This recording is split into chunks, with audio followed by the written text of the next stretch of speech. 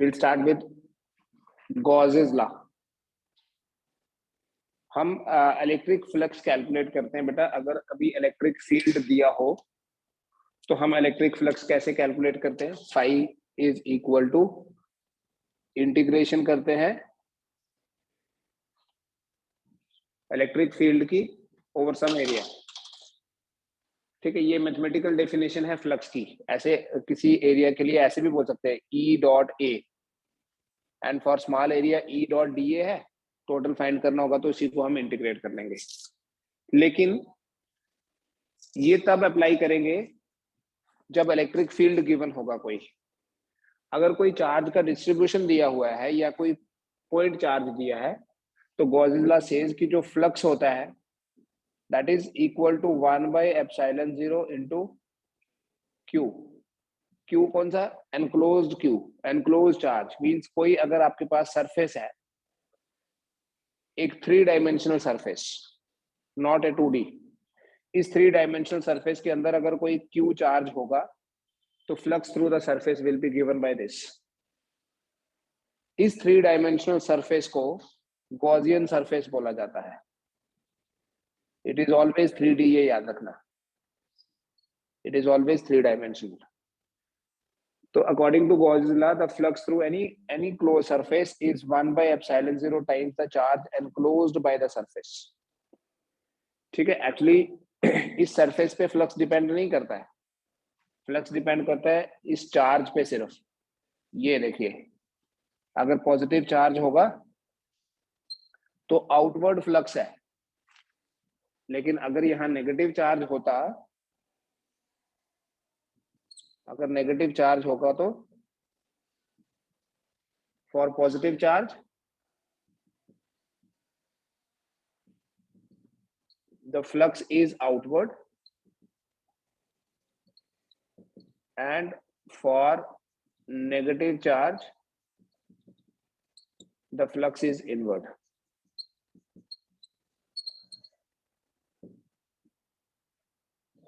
अगर positive charge होगा तो फ्लक्स आउटवर्ड है, और अगर नेगेटिव चार्ज हुआ तो फ्लक्स जो है दैट वुड बी इनवर्ड।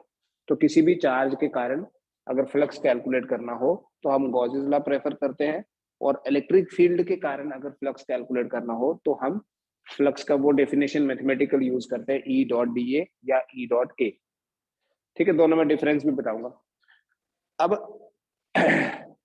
इस चीज का क्या मतलब हुआ कि enclosed charge and why this 3 dimensional surface. मान लीजिए बेटा ये कोई चार्ज है और हम कोई सरफेस मतलब कोई स्फीयर या कुछ भी 3D यहाँ बना दें, तो ये चार्ज बाहर है, बट इस चार्ज का फ्लक्स तो होगा ही होगा, क्योंकि इस चार्ज फ्लक्स रिप्रेजेंट किसको कर रहा है? इलेक्ट्रिक फील्ड को।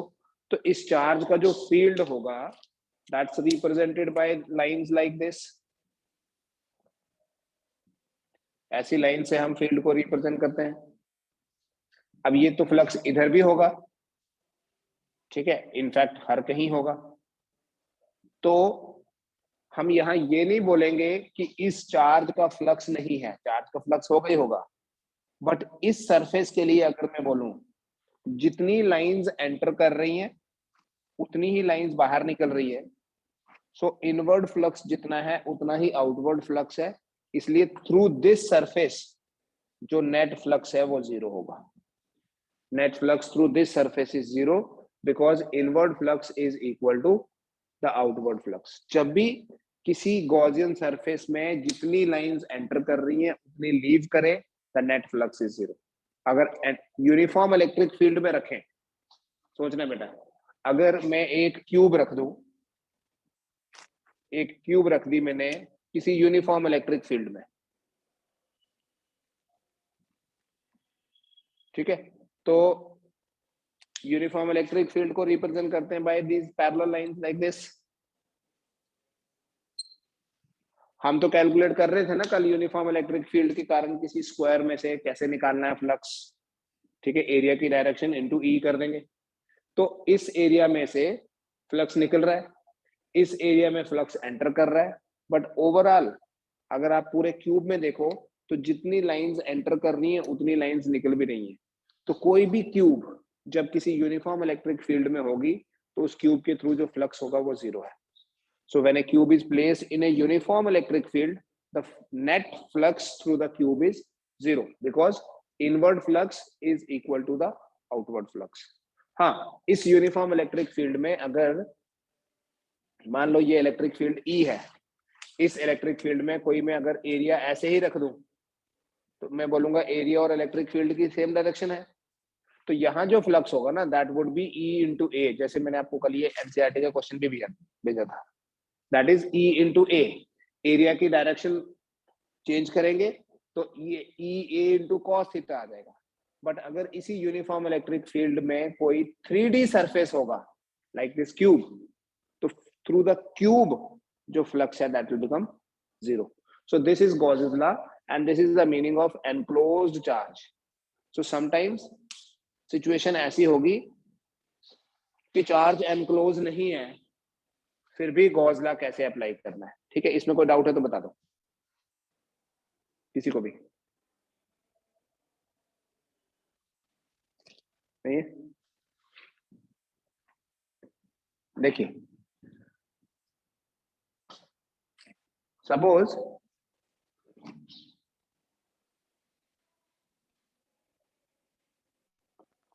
सपोज एक क्यूब है और इस क्यूब के सेंटर में एक चार्ज पड़ा है क्यू. ठीक है, तो कोई भी 3 डायमेंशनल सरफेस गॉसियन सरफेस होगी. ठीक है, कैसी मर्जी शेप हो, किसी क्यूब के सेंटर में पड़ा है या किसी स्फीयर के सेंटर पे चार्ज पड़ा है क्यू.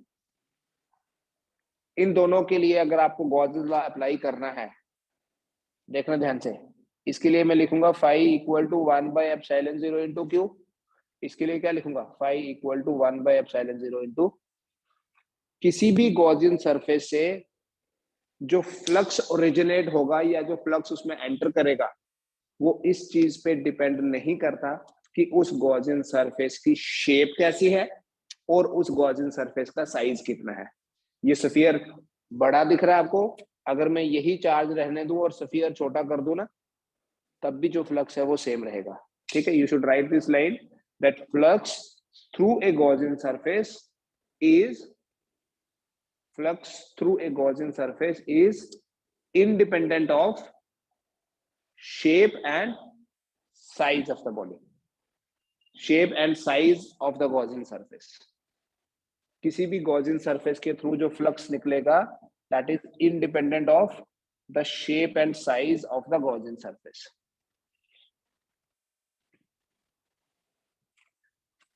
ठीक है, सपोज हमारे पास, पहले चार्ज की बात करता हूं, दो कॉन्सेंट्रिक स्फीयर्स हैं. वी हैव 2 कॉन्सेंट्रिक स्फीयर्स, नाम दे देते हैं S1 and S2.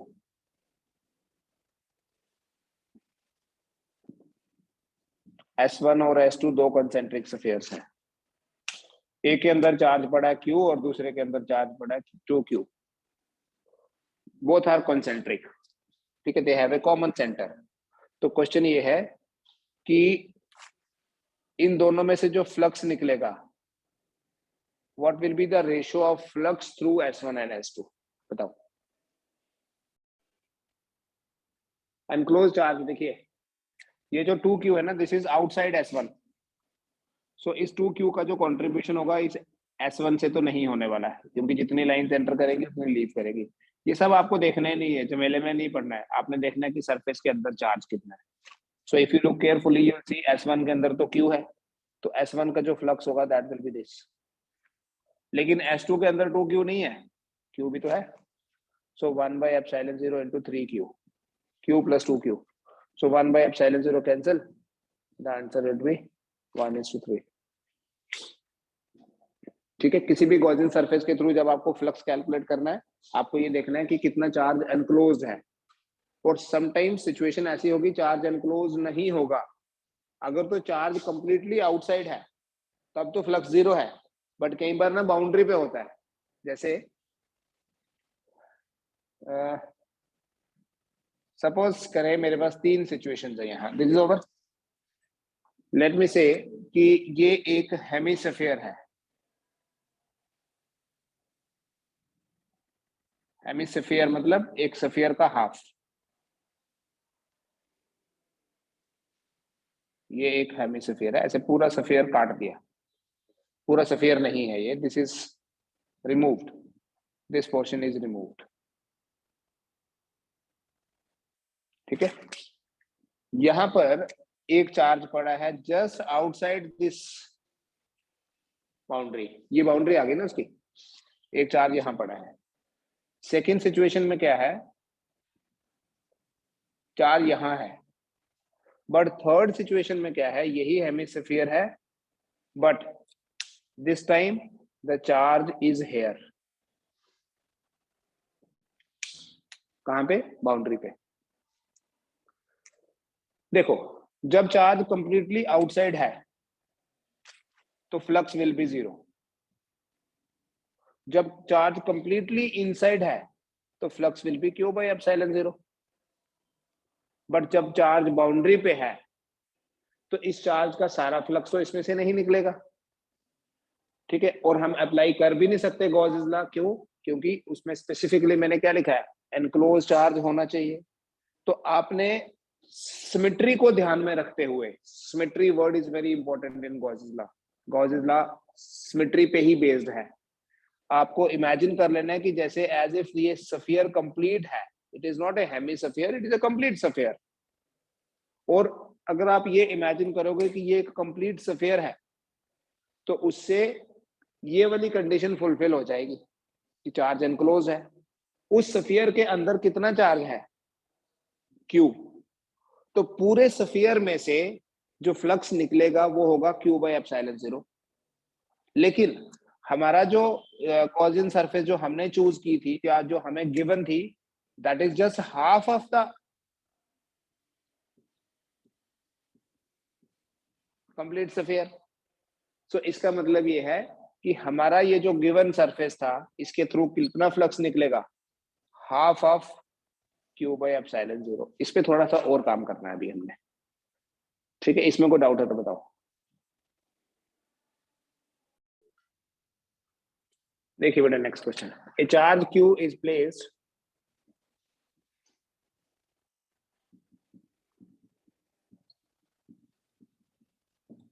at the center of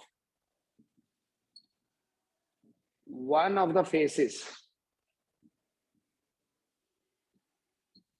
of a cube. What is flux?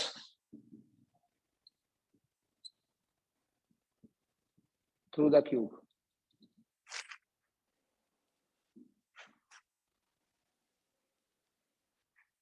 What is flux through the cube? A charge Q is placed at the center of one of the faces of a cube. ये एक cube है,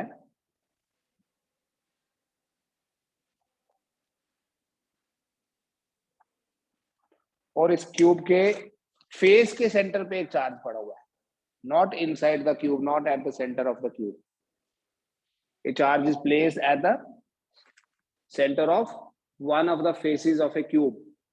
ठीक है। अभी कई बार question में लिखा भी होता है क्यूब की हर एक साइड की लेंथ है a, that is not required, size पे डिपेंड नहीं करता है, राइट। अगर लिखा भी होगा तब भी कोई यूज नहीं है, नहीं लिखा होगा फिर तो है ही। अब ये चार्ज एनक्लोज है क्या, नहीं, ठीक है। फेस आप इमेजिन करो एक क्यूब है, जैसे यही मान लीजिए ये क्यूब है, ठीक है, यहाँ चार्ज पड़ा है, तो इसे एनक्लोज करने के लिए we need one more cube, इसे एनक्लोज करने के लिए we need one more cube from the other side,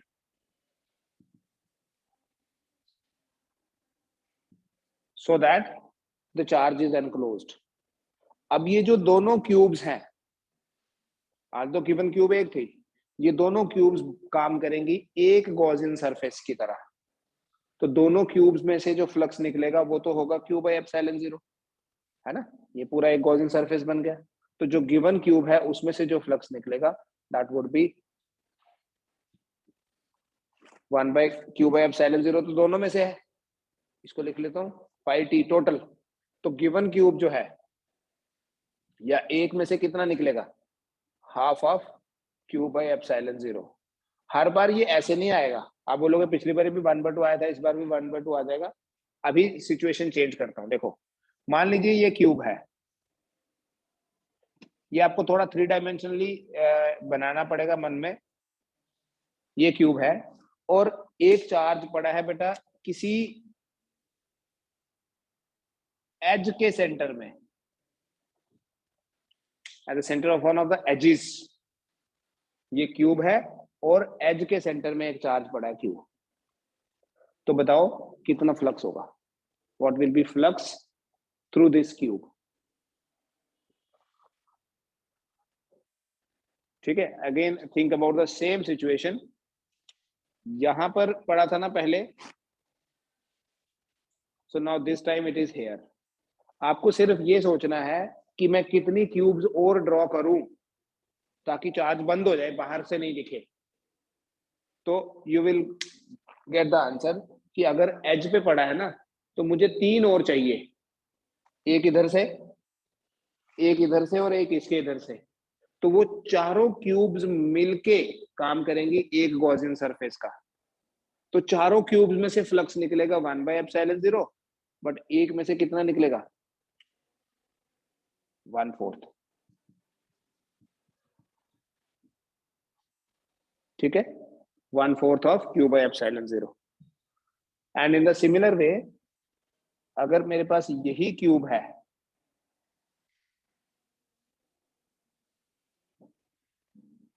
यही क्यूब है, but the charge is at one of the corners. Charge कहां पे है, क्यूब के एक कॉर्नर पे है। What is flux through the cube, सोचो। It is 1/8। अभी मेरे को 8 क्यूब्स टोटल होने चाहिए, 7 और चाहिए चार्ज को एनक्लोज करने के लिए। कैसे, देखो कॉर्नर पे पड़ा है, यहां पड़ा है, ठीक है ना, एक इधर से, एक इधर से, एक इधर से, तो 4 हो गए नीचे। तो ऐसे ही 4 ऊपर भी तो होनी चाहिए, तभी तो बंद होगा, राइट। बनाने की जरूरत ही नहीं है डायग्राम, आपको ये अंदर बनाना है दिमाग में। सो इट इज 1/8 Q/ε0। ठीक है, और वन मोर,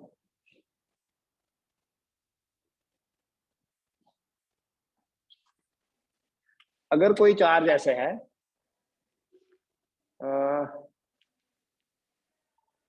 सपोज करें बेटा कि ये एक क्यूब है।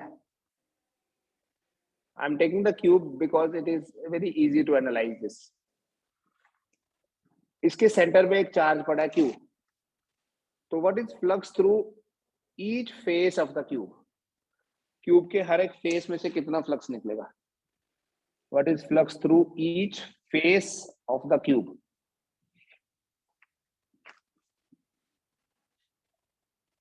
सोच सकते हैं, how many faces the cube is having, 6। तो 6 फेसेस में से जो फ्लक्स निकल रहा है वो है टोटल फ्लक्स। 6 फेसेस मतलब पूरी क्यूब में से जो फ्लक्स निकलेगा, 6 फेसेस में से निकले या पूरी क्यूब में से निकले, it's one and the same thing. वो कितना है, Q/ε0। तो ईच फेस मतलब वन फेस में से कितना निकलेगा, 1/6 ऑफ Q/ε0। That's all.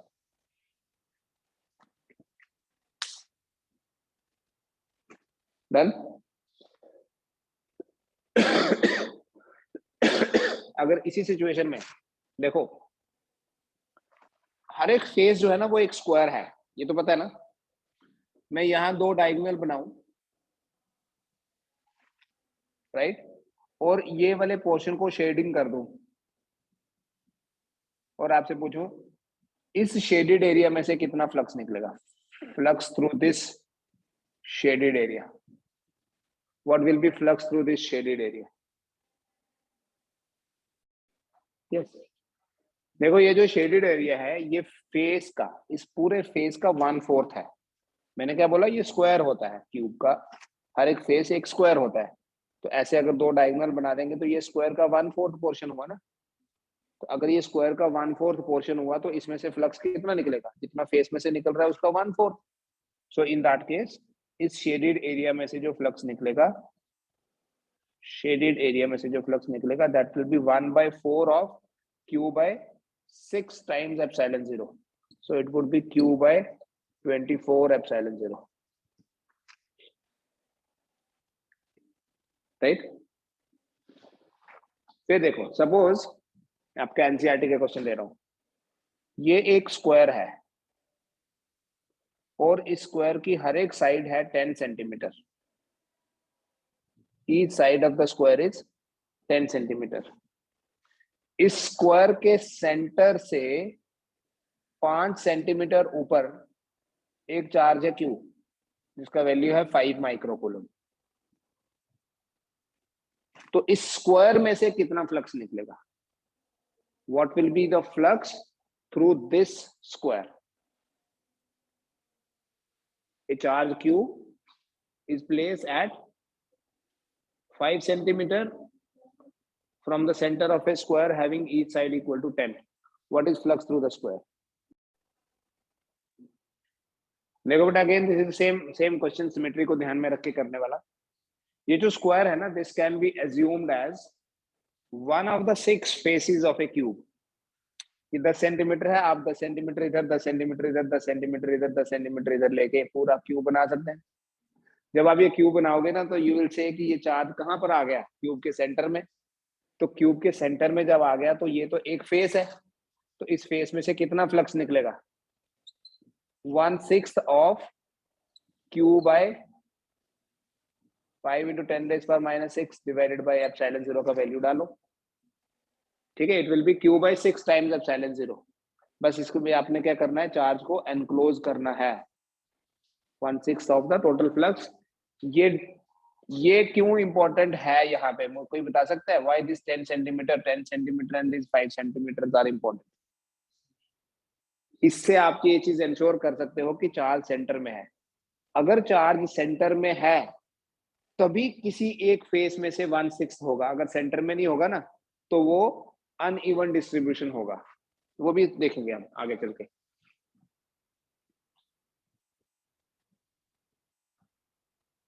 एक और दे रहा हूं क्वेश्चन इसी कॉन्सेप्ट को समझने के लिए। मान लीजिए बेटा, अगेन बोलोगे क्यूब ही आ रहा है सिर्फ। We have cube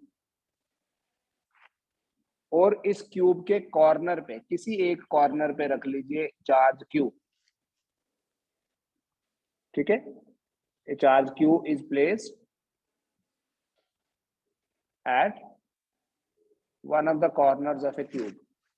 What is flux through each face of the cube?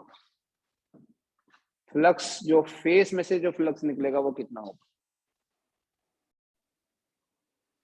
दोबारा से समझना बेटा, ऐसे आपके पास ये क्यूब है तो इस कॉर्नर पे 3 फेसेस, इनफैक्ट हर एक कॉर्नर पे 3 फेसेस का मीटिंग होता है। एक ये अपर फेस, ठीक है, ऐसे देखो, अगर एक ये फ्रंट फेस ये वाला, और एक ये साइड वाला, ऐसे है ना, ये फ्रंट वाला आ गया और ये साइड वाला आ गया। इन तीनों फेसेस में से ना फ्लक्स निकलेगा ही नहीं। इमेजिन करो ना, ऐसे ये है फ्लक्स, तो फ्लक्स कितने फेसेस में से निकल रहा है? सिर्फ 3 फेसेस में से निकल रहा है। 3 से नहीं निकलेगा। कौन से 3 से नहीं निकलेगा? जो उस कॉर्नर पे मीट कर रहे हैं। समझ में आ रहा है? तो 3 में से निकलेगा। जब हमने यहां चार्ज रखा था तो इस क्यूब में से कितना फ्लक्स निकल रहा था? याद करो, 1/8 ऑफ Q by एप्सिलॉन 0। ठीक है, अब ये 6 में नहीं डिस्ट्रीब्यूट हुआ तो साइड में से कितना निकलेगा? 1/3 ऑफ Q by 8 एप्सिलॉन 0। समझ में आया? आप में से कुछ बच्चों ने आंसर दिया भी है, कईयों ने 24 दिया और कईयों ने 48 दिया। आप चेक कर लो 24 क्यों है और 48 क्यों नहीं है।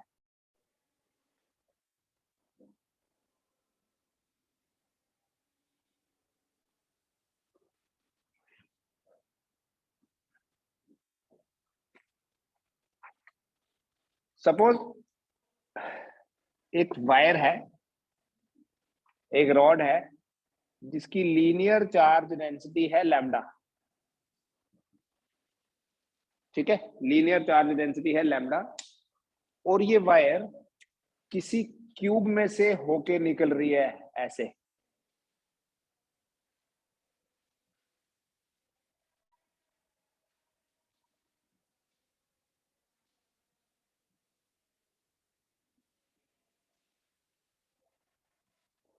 राइट। तो बताओ इस क्यूब में से कितना फ्लक्स निकलेगा, एक केस। और दूसरा, यही वायर क्यूब में से ही निकल रही है but along diagonal of the cube, along diagonal of the cube, diagonal of the square नहीं, डायगोनल ऑफ द क्यूब, पूरा ऐसे जिस रूम में आप बैठे हैं वहीं पे इमेजिन कर लो डायगोनल ऑफ द क्यूब क्या होता है।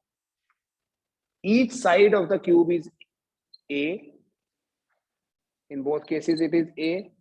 आपको ये बताना है इन दोनों केसेस में what is flux through each cube.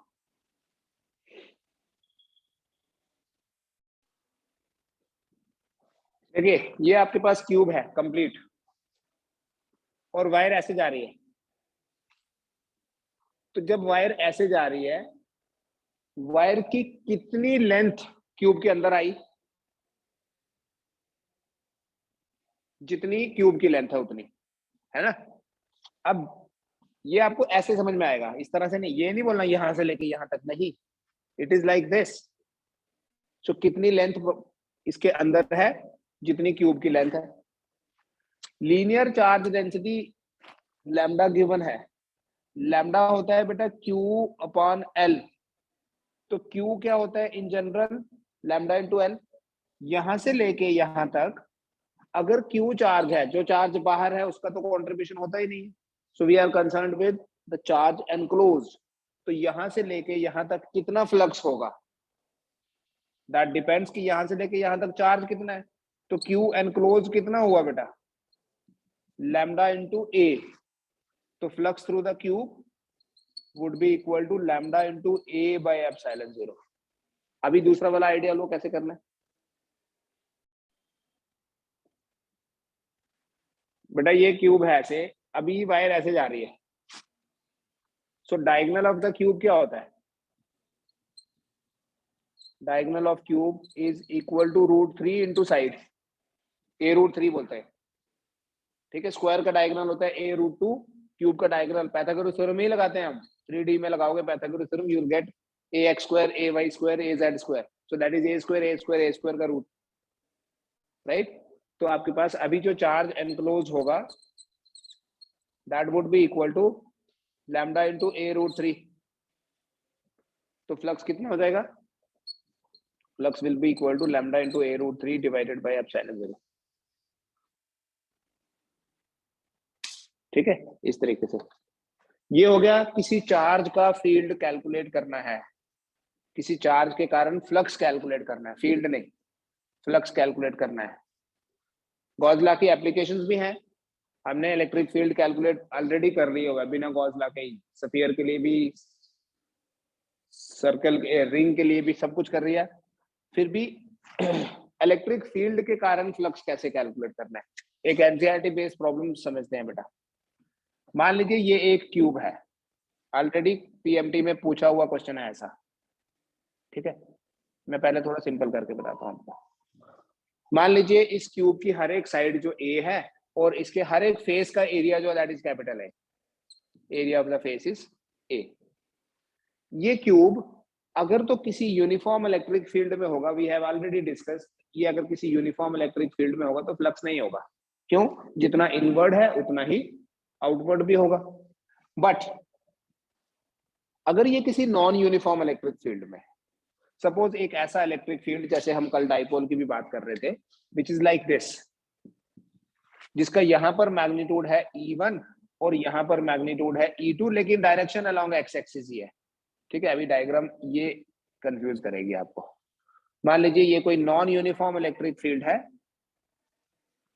जिसका डायरेक्शन तो अलोंग एक्स एक्सिस ही है, बट मैग्नीट्यूड यहां ज्यादा है, means E1 is greater than E2, right.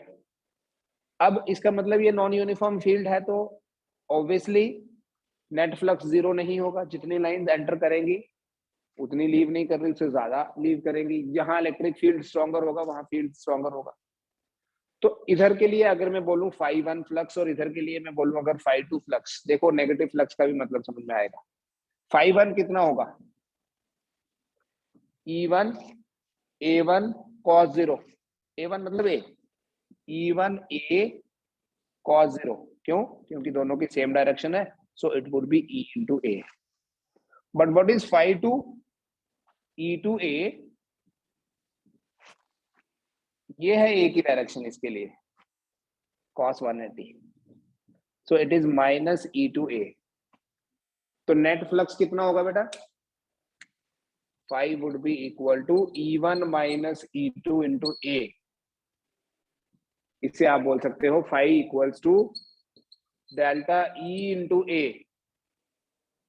और अगर आपको ये बताना है कि what is the charge enclosed, आप ये बोलोगे फाई होता है Q by epsilon 0, therefore Q equal to epsilon 0 into delta E into A, दोनों को इक्वेट करके। तो नॉन यूनिफॉर्म इलेक्ट्रिक फील्ड में आपको फ्लक्स कैलकुलेट करने के लिए बोला जा सकता है, लेकिन जो पहले क्वेश्चन आया था उसमें चार्ज कैलकुलेट किया था। तो जो भी फ्लक्स है उसको एप्सिलॉन 0 से मल्टीप्लाई करोगे तो चार्ज भी मिल जाएगा आपको। ठीक है, कोई डाउट है तो बताओ।